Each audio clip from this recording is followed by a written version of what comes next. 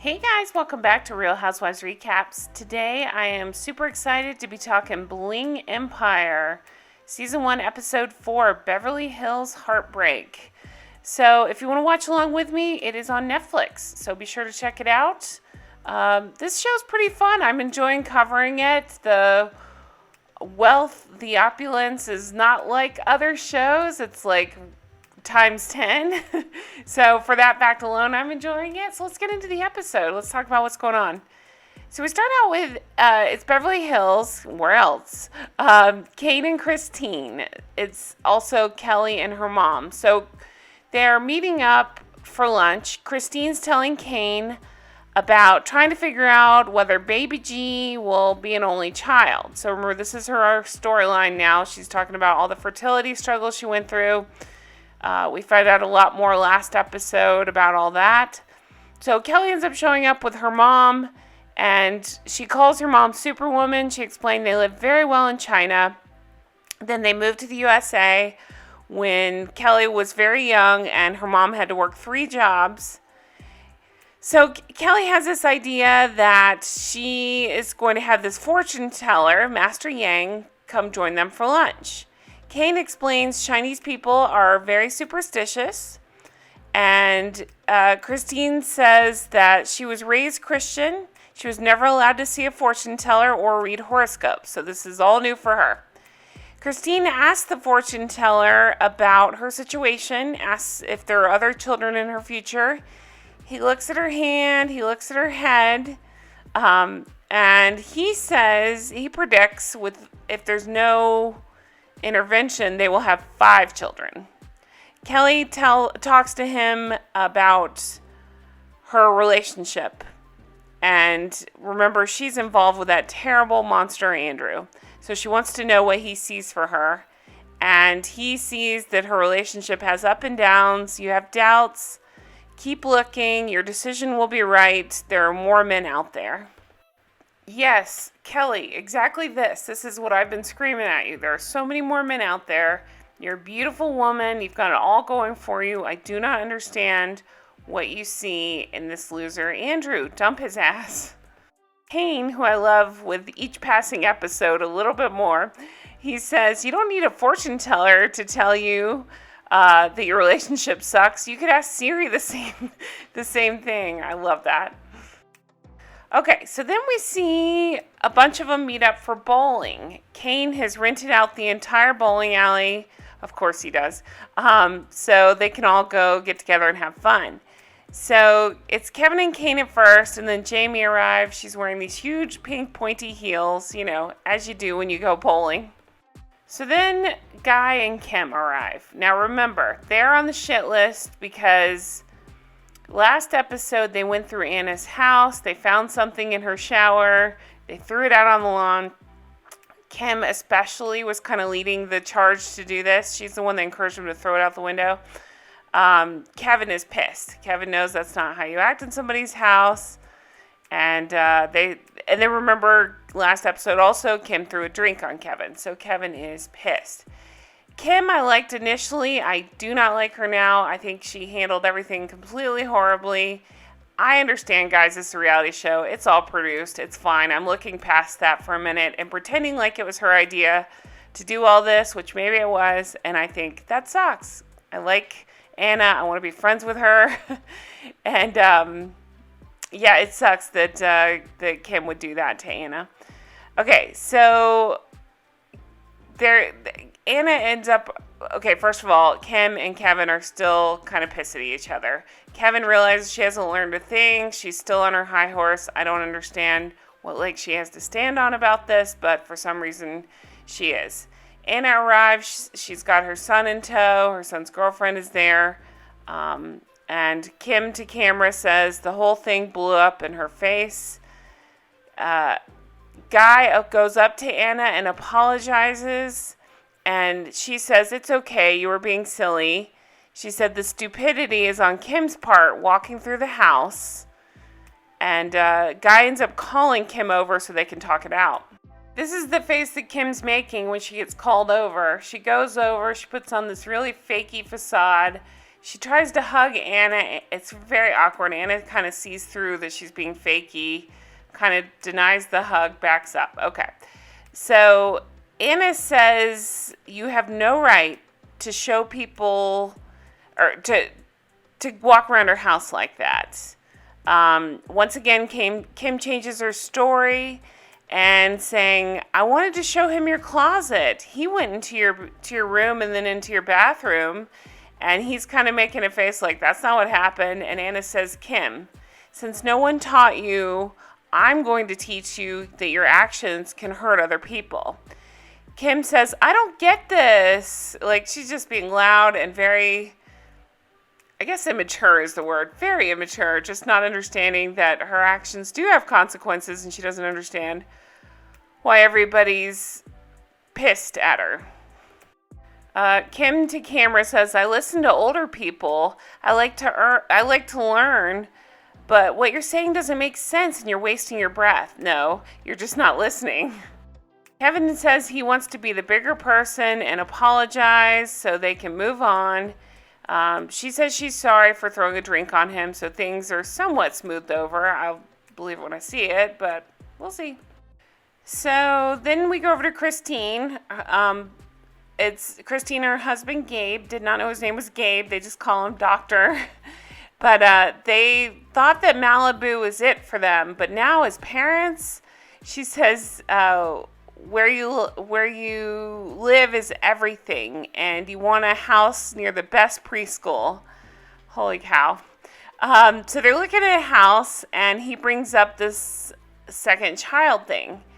She explains she finally just got over being a disappointment to his family, and now you want to expose me to more of this? So remember, the whole thing is she's physically not able to carry the second baby. It sounds like she had some serious complications. I almost lost her the first time.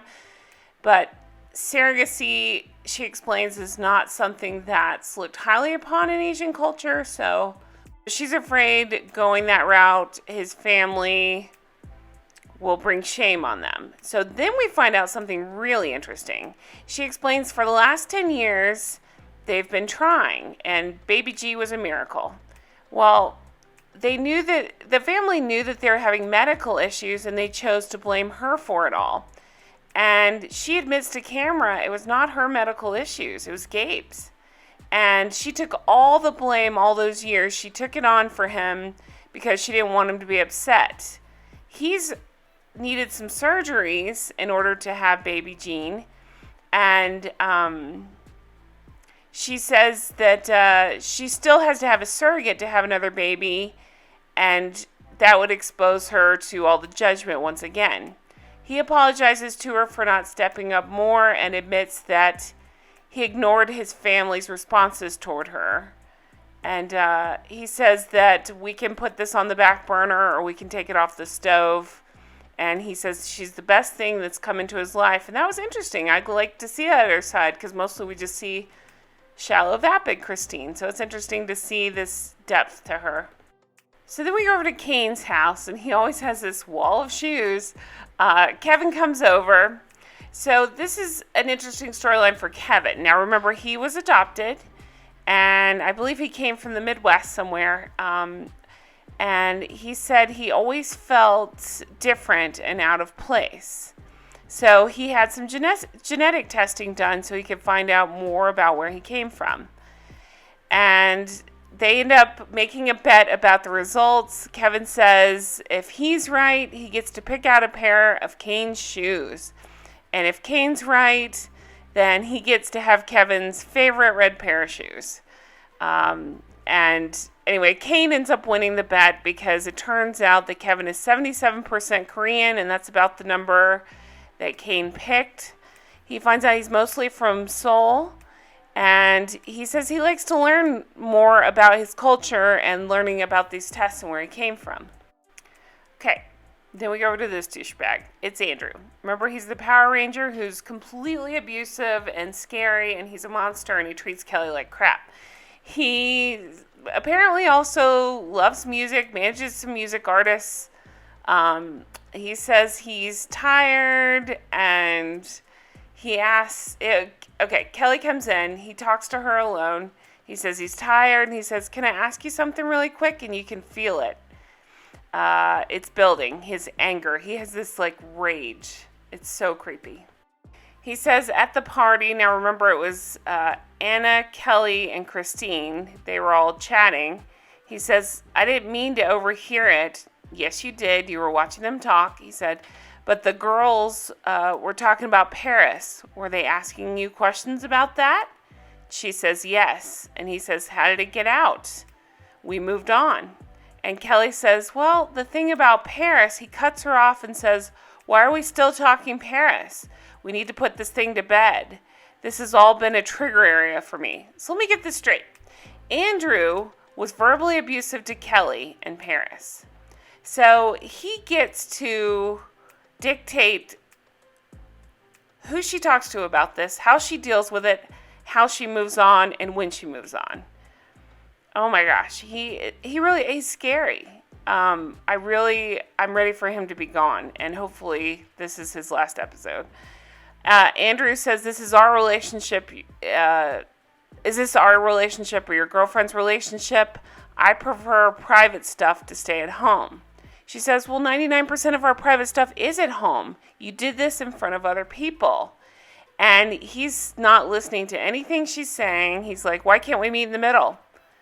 And it's just, I'm not going to rehash this argument. He's a terrible monster. He's getting more angry. He's not listening to her. And he starts that thing again where his anger is tipping and it's getting to a scary place. So good for her because she realizes where this is going. She doesn't want to fight anymore. She stands up and says, you're getting really over the top. When it gets like this, I'm going to go out for a little bit. And Andrew says, I'm talking to you and you're walking away. And she does. And she drives off.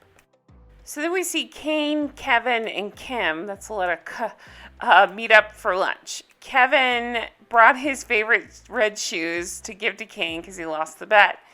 Kevin decided to try to find info on his birth parents, and he's telling them about that. The birth parents were apparently broken up, and his grandfather was raising him, and his grandfather made the decision that they couldn't take care of him, so they had to give him up. So his adoptive mom is coming to town. He hasn't spoken to her yet about finding his birth parents, doesn't know how she'll react. Kim explains when she was young, her dad told her that they were getting divorced and asked, who do you want to live with? She said, Mom, and he had a heartbroken look on his face. She says she feels a part missing and they've lost contact and she has no idea where he's at. She says that he knows where to find her, but she feels like if he doesn't try, then why should she? Man, lots of heartbreaking storylines here. So then we have Kelly and Andrew at the therapist's office. Again, you guys, I said it last episode, I'm going to say it again. I get such Big Little Lies vibes off this. Do you remember Nicole Kidman and her abusive ex would go to the therapist and he'd say all the quote-unquote right things that he thought he was supposed to say that weren't genuine. The therapist saw through it. Just scary stuff. And I feel like this is the real-life version of that. Kelly says they haven't talked much in the last few days. They're at their breaking point. Kelly says they're in a toxic environment. She says the fights, they just don't stop, and she feels it. It's too stressful. She says that he asks her questions, and if she doesn't give the exact answer he wants, then it's the wrong thing to say. Who could live like that? Oh my God, it's so stressful. He says that it's what he needs. He feels a lack of love, passion, and effort from her. And the therapist explains that he seems to be replaying a childhood where mom and dad weren't there for him, and it's interpreted as rejection, and now he's using this against Kelly. Kelly says it's not healthy, it's so toxic, and she's completely tired of it. So he says they need to work through some stuff, and she says she wants to break up. She wants to break the cycle.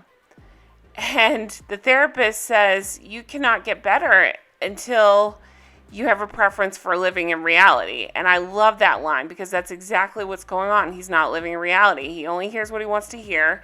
She's saying, I want to break up, and he thinks things are great.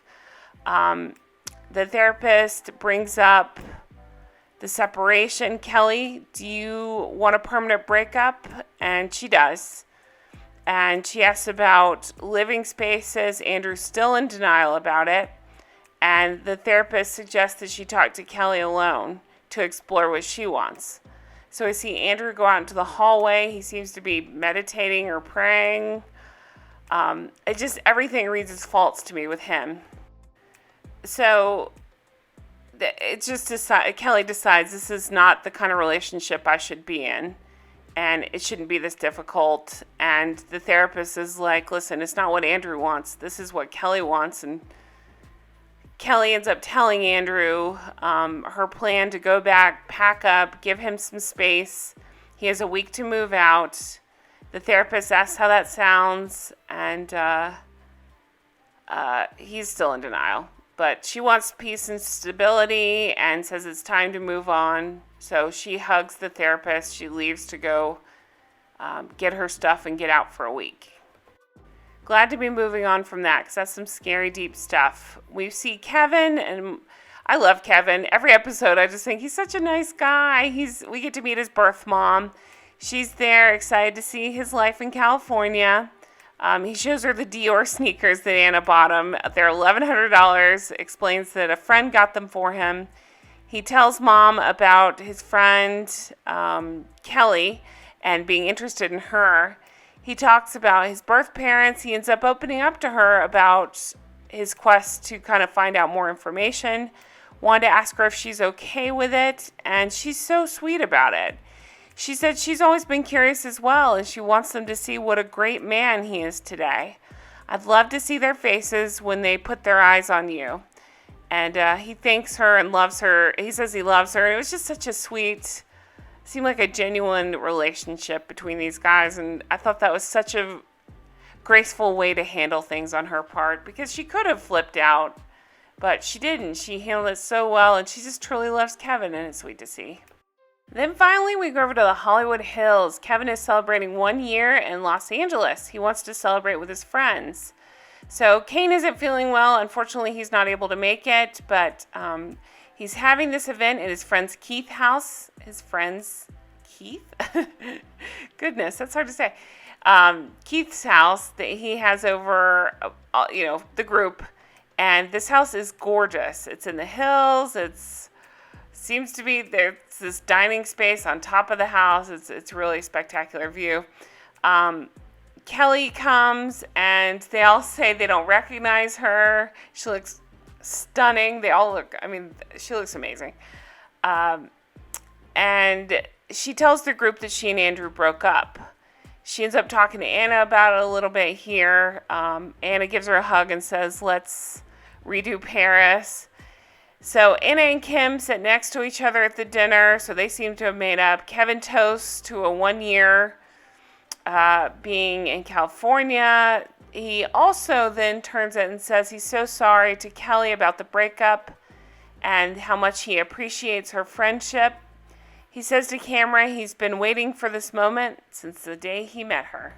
Just meaning waiting for her to get out of the relationship, and I think for him to shoot his shot, and I hope he does. I want these two kids to end up together. They're so cute. Anyway, so that's it for the episode. Again, this is just kind of a fun series. I'm enjoying watching it and talking about it, and I hope you guys are too. Thank you guys so much for watching. Thanks for all the thumbs up and the comments. I really appreciate it. Yeah, I'll come out with more episodes soon. I hope you guys are enjoying, and have a healthy, safe week, and I will talk to you guys again soon. Bye-bye.